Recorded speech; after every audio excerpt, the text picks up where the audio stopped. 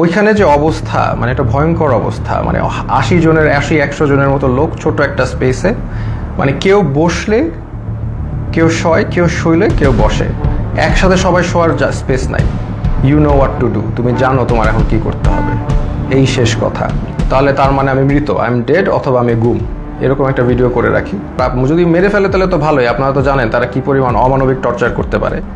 ওইখানে আরেকটা এশিয়ান ইউনিভার্সিটির একজন প্রফেসর ছিল, উনি মানে শোয়ারই চান্স পায়নি, উনি বসেই ছিলেন, কেন স্পেস নাই, মানে এত একটা কনজাস্টেড এরিয়া, ফ্যান নাই, একটা রুমে কিছু এসি ঢুকে আর বাকি সব রুমে হচ্ছে মানে একদম ফ্যান নাই, কিছু নাই, সব সময় লাইট থাকে, সব সময় সাউন্ড থাকে, আপনি ঘুমাতে পারবেন না।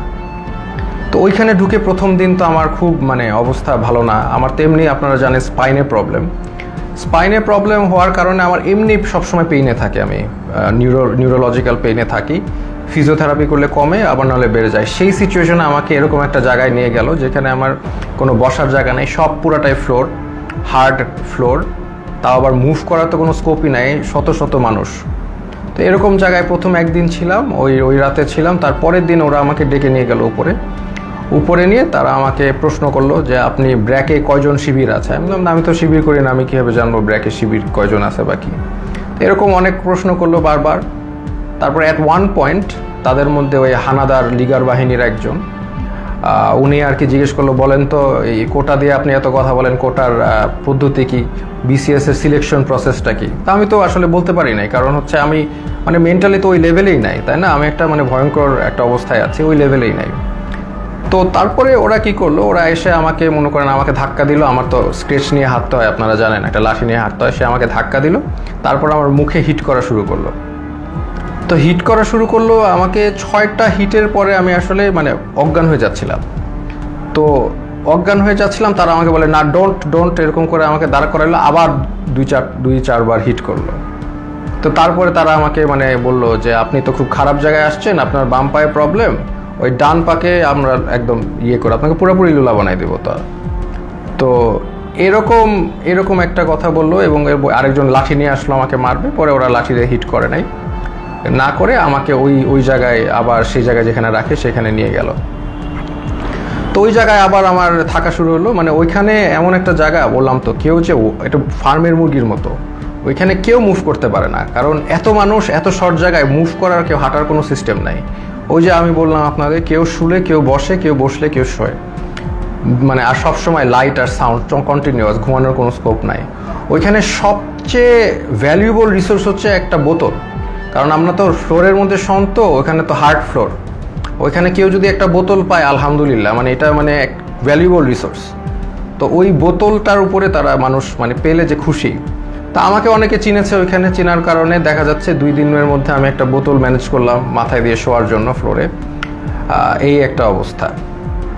তো আরেকটা বিষয় হচ্ছে ওইখানে 80 জনের একটা টয়লেট, আর আমার তো এমনি যেহেতু হাই কমোড ইউজ করতে হয়, বিকজ আমার মানে স্পাইনে প্রবলেম আছে, তো ওইখানে লো কমোড, তাও আবার 80 জনের জন্য একটা, 100 জনের জন্য একটা।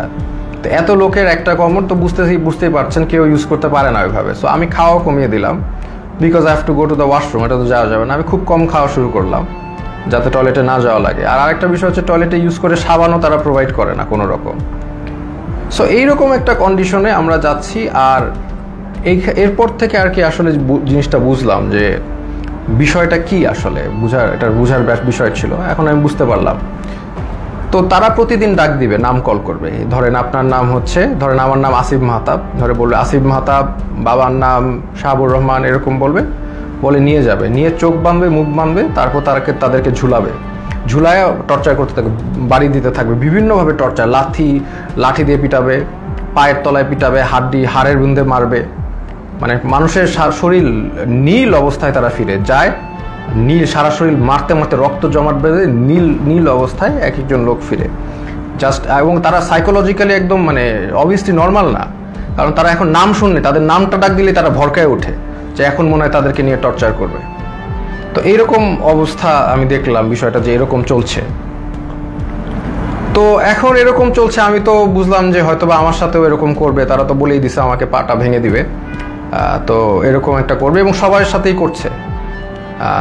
স্পেশালি জামাতের যারা আছে তাদেরকে, মানে জামাত যেহেতু বলে ফেলছে একবার, তাদেরকে মানে অমানবিকভাবে টর্চার করছে।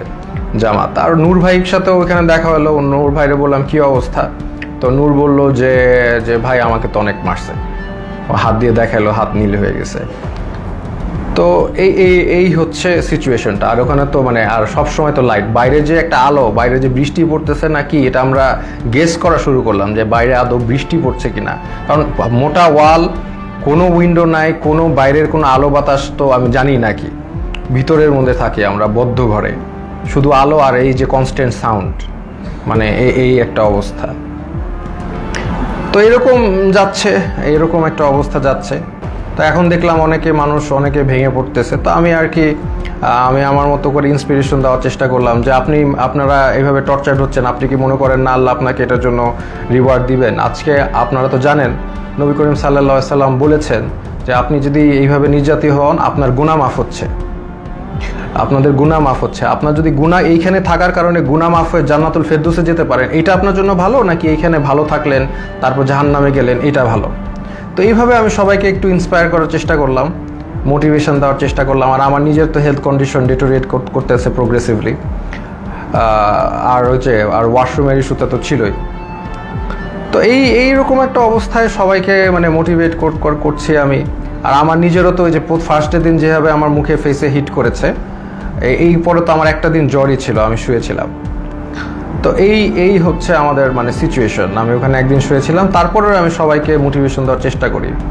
একটা ছেলে আসলো, সেই ছেলেটা কাঁদতে কাঁদতে, স্যার আমি তো কিচ্ছু করি না, আমি জাস্ট ইলেকট্রিক্যাল কাজ করি, আমাকে ধরে নিয়ে আসছে স্যার, আর ধরে নিয়ে আমাকে টর্চার করতেছে, কাঁদতে কাঁদতে শেষ। আমি বললাম কাঁদতেছো কেন, মানে তুমি পুরুষ মানুষ না, are you not a man, তুমি কাঁদবা কেন, টর্চার করলে করবে। বলে স্যার আমাকে স্বীকার করতে বলে, আমি খুন করেছি, এই করেছি, আমি তো করি নাই স্যার। বলে করবা না, স্বীকার করবা না, তোমার পাটা যদি কেটেও ফেলে তারপরেও তুমি স্বীকার করবা না, কেন করবা? যেটা সত্যি সেটা বলবা, তুমি করবা না স্বীকার, আমাকে মেরে ফেলবে। তো ওইখানে আবার একটা জিনিস বুঝলাম যে সবাই কান্নাকাটি করে যে তাদের একটু মানে জেলে কবে যাবে, মানে তাদের জেল হচ্ছে তাদের জন্য স্বর্গ। ওইখানে যেভাবে টর্চার করে, যে নাম ডাকবে, বাবার নাম ডাকবে, দ্যাট মিনস তাদেরকে টর্চার করা হবে। তা এই জন্য তারা যদি জেলে যেতে পারে, এটার জন্য তারা দোয়া করে আল্লাহর কাছে, আল্লাহ আমাদের যাতে জেলে দেয়। তো এরকম অবস্থা। আমাকে তারপরের দিন, আমি তো অলরেডি এর মধ্যে তো আমি আমার বোনকে বলে আসছি, তার মানে আমার যে ভিডিওটা ছিল যে আপনি আমার ভিডিও দেখলে আমি মৃত, হ্যাঁ, তো এই ভিডিওটা আমি আশা করছি যে পোস্ট হয়ে যাবে। আমার বোনকে যেভাবে কাজ করতে বলেছি করবে, লয়াররা কাজ করবে। তো এটা আমি আশাবাদী ছিলাম যে ইনশাল্লাহ সবাই যার যার অবস্থা থেকে কাজ করবে, স্টুডেন্ট আন্দোলন করবে, যে এগুলো করার পরে এবং জনগণ যখন এটার এগেনস্টে কথা বলবে, আরেকটা ইস্যু হয়ে যাচ্ছে, ফার্স্ট অফ অল আরেকটা নতুন ইস্যু হয়ে যাবে, যেটা দিয়ে আবার আন্দোলন শুরু হবে। এটা আমি জানতাম। আর এটার পরে আমাকে যদি আরও টর্চার করবে, কিন্তু এটা তাদের জন্য আরও খারাপ হবে। তো তারপরে আমাকে তারা ঠিকই গুম করা অবস্থায়, আর আমার বাবা মা যতটুকু জানলাম আমাকে গুম করে ফেলছে। তো এটা তারা বলছে, তারা স্বীকার করে না যে তারা নিয়ে আসছে। তো এই অবস্থায় তারা আমাকে কোর্টে চালান দিল। তো আমি চিন্তা করলাম যে কোর্টে যেহেতু যাচ্ছি, এখানে মিডিয়া পাইলে আমি আমার এক আঙ্গুল দেখাবো, শাহাদাত, এক উম্মা, আমরা এক উম্মা, হ্যাঁ, আমার গায়ে আমরা সবাই এক। তো এই সিম্বলটা আমি চিন্তা করেছি দেখাবো। তো আমি জানি যে এগুলো দেখালে তারা আমাকে আরো অনেক নির্যাতন করতে পারে, দেখাইলাম, কারণ এটা আমি তো জানি জনগণ বুঝবেন যে আমি এক আল্লাহ, এক রসুল, এক উম্মা, এই কথাটা আমি বুঝাতে চাচ্ছি যে আমরা সবাই এক। আমার অত্যাচার যা হলে হবে, এই অত্যাচারের কারণে যদি আপনারা স্বাধীনতা পান, এই জুলুমের থেকে মাফ পান, তাহলে আলহামদুলিল্লাহ, নো প্রবলেম, আমাকে অত্যাচার করুক। তো আমি ডিসিশন নিয়ে নিলাম, এক দেখাবো। তা আমার সাথে ওই জগন্নাথের আরিফ ছেলেটা, খুবই সাহসী ছেলে, ও আমার সাথে কেসটা দিল, মামলা দিল, আমরাও গেলাম, আমি ওকেও বললাম যে আমি এক দেখাবো। তো এই অবস্থায় এই এক উম্মা শাহাদাতের আঙ্গুল দেখিয়ে আমি ওই কোর্টে দেখালাম, এবং কোর্টে আমাকে সম্পূর্ণভাবে মানে কোর্টের যে জাজ, তিনি আমাকে দেখে চিনে বললেন আপনাকে ওখানে দাঁড়ানো লাগবে না, আপনি বসেন।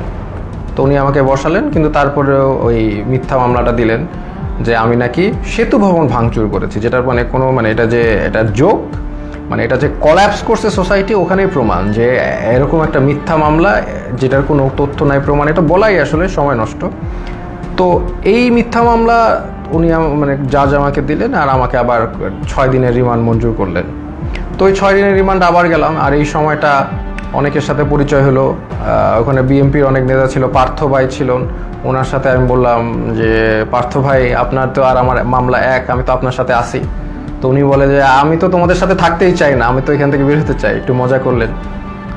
তো এরপরে অনেক মানুষের সাথে পরিচয়, একজন আসলেন, ওনাকে মানে উনি হাঁটতেই পারতেছেন না, পাটা একদম প্রচুর মানে অবস্থা খারাপ করে পিটিয়েছে।